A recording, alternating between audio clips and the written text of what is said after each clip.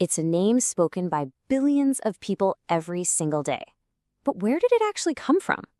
The origins of the word Allah are surrounded by all sorts of mystery and, frankly, a lot of misconceptions. So today, we're going to do a deep dive. We're opening the case file on the pre-Islamic history of Allah. We're not here to talk about faith. We're here to look at the facts, the kind that are carved in stone and written in ancient poetry. Let's get into it. So, right off the bat, here's the question that kicks off the whole debate. You hear two very different stories, right? One is that the name Allah just appeared out of nowhere with the rise of Islam. The other, which you see a lot online, is that it was just the name of some local pagan moon god that got repurposed. Well, as we're about to find out, the real story is so much more interesting and way more complex than either of those simple answers. All right, to crack this historical case, we need a roadmap. First, we'll set the stage. Then, we'll do some linguistic detective work to see what the word itself tells us. After that, we're heading into the field to look at hard, physical evidence. We're talking clues carved in stone. From there, we'll see who else was using this name, check out what ancient poets had to say, and finally, weigh all the facts to deliver the verdict. Okay, before we dive in, I just want to make one thing super clear. This is not a theological debate. Our mission here is to be historical detectives, to follow the evidence, plain and simple, wherever it happens to lead us. So with that in mind, let's get to our first piece of evidence, the word itself. You know, any good investigation has to start by examining the key piece of evidence. And for us, that's the word Allah. So what does it actually mean? What can its linguistic DNA tell us about its story? Let's break it down. So the word Allah is actually what's called a contraction. It's two Arabic words squished together, al, which is the definite article, the, and ilah, which means a god or a deity. Put them together, and what do you get? Al-ilah. Allah. It literally means the god. Right away, that tells us something important. This isn't a personal name like Zeus or Odin. It's a title. It signifies the one supreme being. And here is where it gets really fascinating. Allah didn't just pop into existence. It's part of a huge, ancient family of words. Look at this family tree of Semitic languages. You can practically hear the echo through thousands of years of history. It starts with the Akkadian word, ilu. Then you get the Ugaritic el, the Hebrew Elohech, the Aramaic that Jesus spoke, Eloha, and that leads directly to the Arabic ilah. So you see, this word wasn't an invention. It was an inheritance. Okay, so the linguistic trail is pretty clear, but words on a page are one thing. Can we find actual physical proof of this name being used before Islam? Well, for that, we have to move from the world of linguistics to the world of archaeology and look at evidence that's literally carved in stone. Our first clue takes us out into the deserts of what we now call Syria, Jordan, and northern Arabia. Out there, archaeologists have found thousands of ancient graffiti, basically left by nomadic Arab tribes.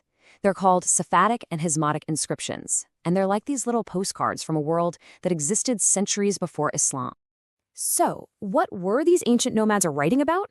Well, a lot of it was about everyday stuff, prayers for rain, for their camels to be healthy, and among them, we find direct prayers like this one, translated as, "O Allah, grant safety." Now, they used an early Arabic script, writing it as Allah, but the invocation is absolutely unmistakable.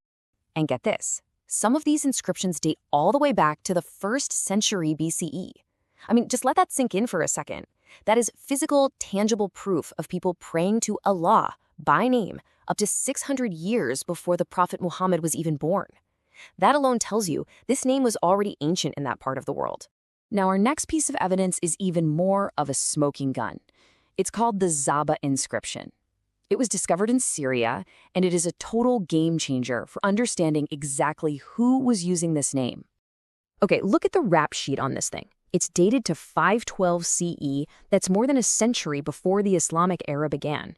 It was found on the doorway of a Christian church, and it's trilingual, written in Greek, Syriac, and Arabic. And the Arabic part, it explicitly uses the word Allah. This is undeniable proof that Arabic-speaking Christians were calling their god Allah long before Islam even existed. Now, that Zabad inscription, it's not just some weird one-off discovery. It actually opens the door to a much bigger reality of the time. Allah wasn't the property of any one group.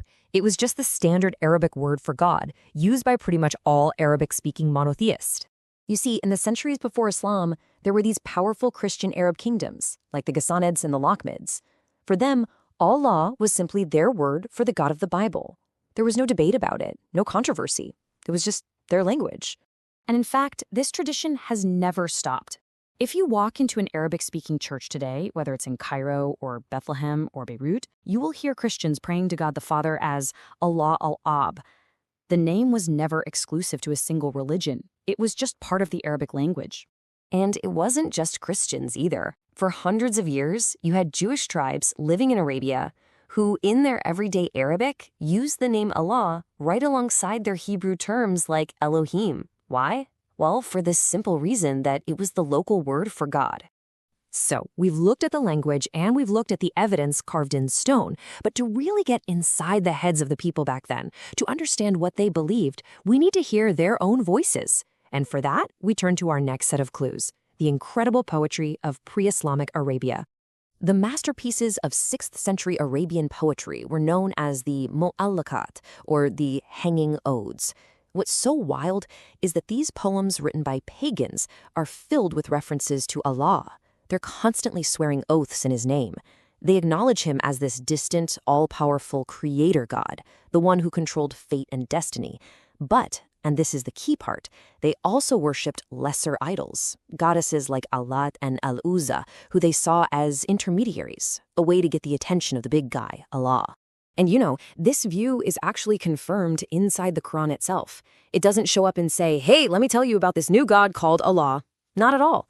Instead, it argues with the pagans from a place of common ground. It basically says, look, you guys already admit that Allah is the one who created everything, so why are you praying to these powerless statues as go-betweens? The argument wasn't about whether Allah existed, it was about how you were supposed to worship him. And this brings us to a huge misconception that we really need to put to rest. The idea that Allah was just another name for Hubal, who was the chief idol in the Kaaba.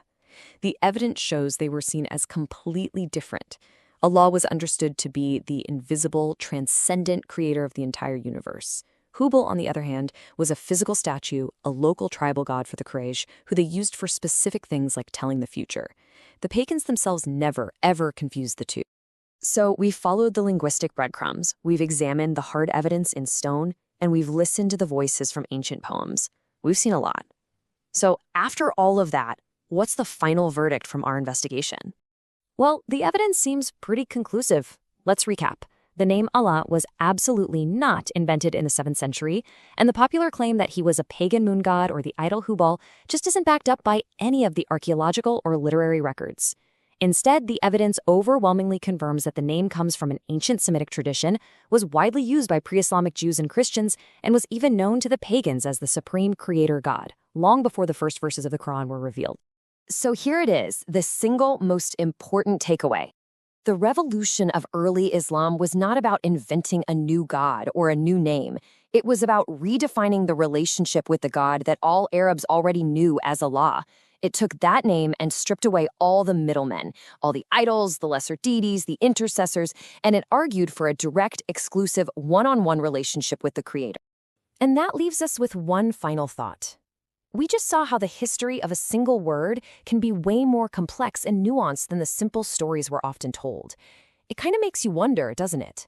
What other simple histories are out there that are just waiting to be unpacked? And what assumptions are we all holding on to that might be worth a second look?